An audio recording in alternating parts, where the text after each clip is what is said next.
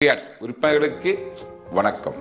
நண்பர்களே, கடந்த 4-5 நாளா ஒரு விஷயம் காட்டுத்தீ போல பரவிட்டு பெரிய லெவலில் பரபரப்பா பேசப்படுது. அது என்னது? நம்ம கம்பெனி பேர கேஸ் போட்டாங்களாமா. அவ்வளவுதான், மைதி கம்பெனி க்ளோஸ். இதுக்கப்புறம் எல்லாத்தையும் அரெஸ்ட் பண்ணி வச்சுட்டாங்க, எல்லாரும் டோட்டலாக உள்ள ஜெயிலுக்கு போயாச்சு, இன்னும் மிச்ச மீதியெல்லாம் ஜெயிலுக்கு போறாங்க சொல்லி போட்டு அப்படியே நம்ம நிறுவனத்துக்கு எதிராக பேசுறவங்கள கொண்டாடிட்டு இருக்காங்க, அப்படியே பரப்பிட்டு இருக்கான். இதுதான் சந்தர்ப்பம் சொல்லிட்டு வாய்க்கு வந்ததெல்லாம் பேசுற சுச்சுவேஷன். சும்மா வெறுவாய் மன்றவனுக்கு அவள் கிடைச்சா சும்மா இருப்பானா?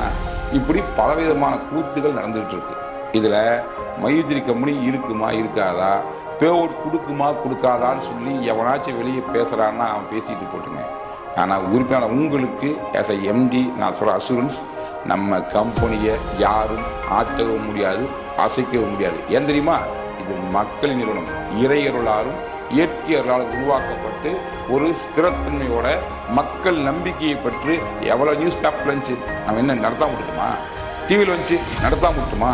பேர் கொடுக்காம விட்டோமா? எத்தனை பேர் யூடியூப்லையும் ஃபேஸ்புக்லையும் கருத்து போட்டுக்கிறான், அதை தாண்டி தான் பிஸ்னஸ் போயிட்டு இருக்கோம். ஸோ இது மாற பல தடைகளை உடைத்து சரித்திரம் அனுபவமும் அதனுடைய உதாரணமும் நமக்கு முன்னால் நிறைய இருக்குது. ஸோ இதுவும் அது போல் கடந்து போற விஷயம்தான். என்ன அப்படின்னா, ஒரு வழக்கு நம்ம மேல பதிவு பண்ணியிருக்காங்க. இது சார்ந்த அத்தனை விஷயங்களையுமே நான் அடுத்தடுத்த வீடியோவில் நானே பேச போறேன். என்ன நடந்தது, அதுக்கு முன்னால் என்ன இருக்குது, அதை தன்மை என்ன, அது எவ்வளவு தூரம் வீக்கானது, எல்லாத்தையும் நான் கூட பேச போறேன். ஏன்னா இதில் ஒளிச்சு மறைகள் ஒண்ணுமே இல்லை. இத்தனை லட்சம் பேர் மெம்பர் ஆகிற ஒரு கம்பெனியில, இவ்வளவு கோடி ரூபா பிசினஸ் பண்ணிட்டு ஒரு கம்பெனியில இந்த மாதிரி விஷயங்கள் வரதெல்லாம் ரொம்ப இயல்பு. இதெல்லாம் part of business, natural of business. இது எப்படி நம்ம கையாளுறோம், அது எப்படி முறியடிக்கிறதுங்கிறது தான் நம்ம கையில் இருக்கு. இது முதல்ல உங்களுக்கு பதிவு பண்ணிக்கிறேன். ஸோ நீங்க தெளிவாகிக்கங்க. மெம்பர் கம்பெனி இருக்குமா? இன்றும் என்றும் எப்போதும் இருக்கும். First point.